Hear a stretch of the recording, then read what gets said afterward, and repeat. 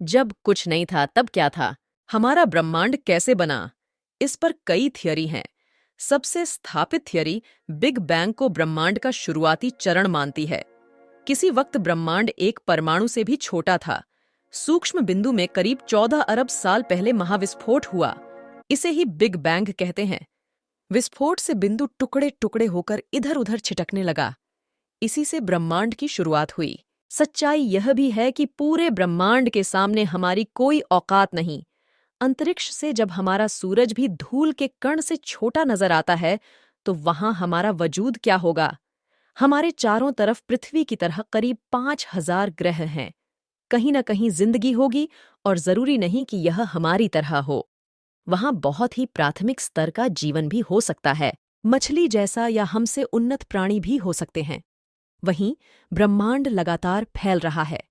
एक समय इसके बंद होने के आसार लगाए जा रहे थे, लेकिन 1998 में हबल टेलीस्कोप की वजह से पता चला कि ब्रह्मांड जिस रफ्तार से फैल रहा है, वह रफ्तार भी लगातार बढ़ रही है। वैज्ञानिक कहते हैं कि इसकी वजह डार्क एनर्जी है। ये हमारे आसपास हर जगह मौजूद है, पर दिखाई नहीं देती। इसे हम न तो माप सकते हैं और न ही इसकी जांच कर सकते हैं। हाँ, इसका असर हमें महसूस होता है। ये क्या है? अगर यह पता चल जाए तो अतीत, वर्तमान और भविष्य की तमाम गुत्थियां खुल सकती हैं। आखिर में इस ब्रह्मांड का क्या होगा, यह इस बात पर तय होगा कि डार्क एनर्जी असल में क्या है।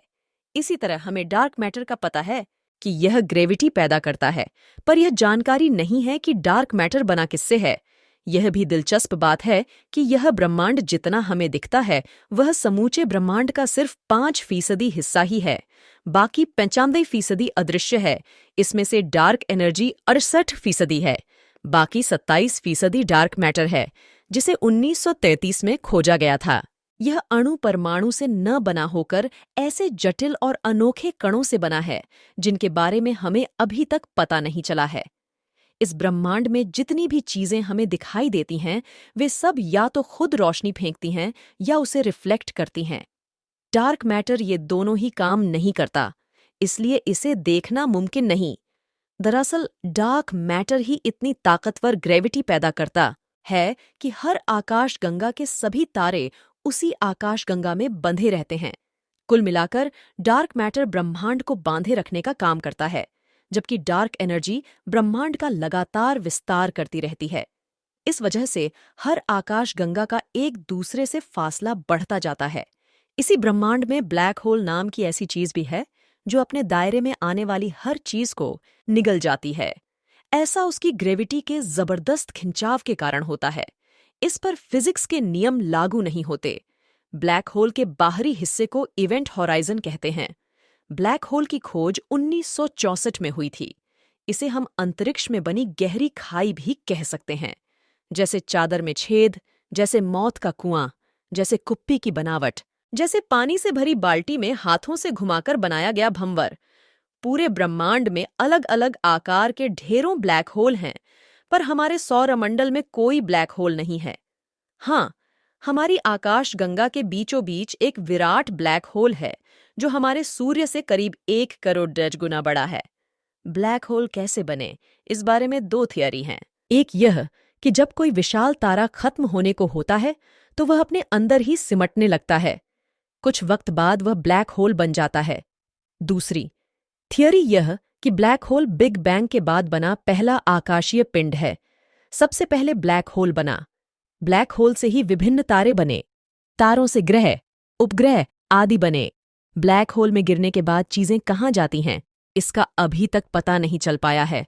वजह यह कि ब्लैक होल रोशनी को अपने अंदर जज्ब कर लेता है, रिफ्लेक्ट नहीं करता। तभी उस पर रोशनी डालने पर भी घुप्प अंधेरे के अलावा दूसरा कुछ दिखाई नहीं देता। इसलिए ब्लैक होल का कोई फोटो सीधे सीधे लेना मुमकिन ही नहीं। ब्लैक होल के बारे में कई जरूरी सवालों का जवाब मिलना अभी बाकी है। मसलन, ब्लैक होल में गिरी चीजें क्या किसी दूसरे डायमेंशन में चली जाती हैं? क्या ब्लैक होल दूसरे डायमेंशंस में जाने का दरवाजा है? कहीं हम किसी दूसरी दुनिया, किसी दूसरे ब्रह्मांड में तो नहीं पहुंच जाएंगे? जैसे ब्लैक होल हैं, वैसे ही क्या व्हाइट होल भी अंतरिक्ष में हैं? बिग बैंग से पहले क्या था?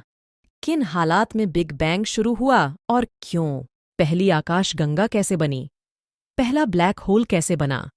इन सवालों के जवाब 20 बरस में मिलने की उम्मीद है। कई लोगों को यह गलत फहमी भी है कि ब्रह्मांड का कोई केंद्र है। आजकल समानांतर ब्रह्मांड की भी बात हो रही है।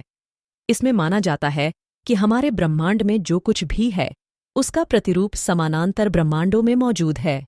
हमारी जिंदगी में जो कुछ भी घट सकता है वह सब दूसरे ब्रह्मांडों में घटित हो रहा है। हालांकि अभी तक यह आइडिया है और इसे साबित नहीं किया जा सका है। ऐसे सवालों के जवाब पाने के लिए स्विट्जरलैंड की सर्न लैब में इन दिनों कई प्रयोग हो रहे हैं। दुनिया की यह सबसे बड़ी लैब फ्रांस स्विट्जरलैंड सीमा पर 27 किलोमीटर लंबी सुरंग में बनी हुई है। यहाँ अरबों डॉलर का खर्चा करके लार्ज हैड्रॉन कोलाइडर नाम की महामशीन लगाई गई है।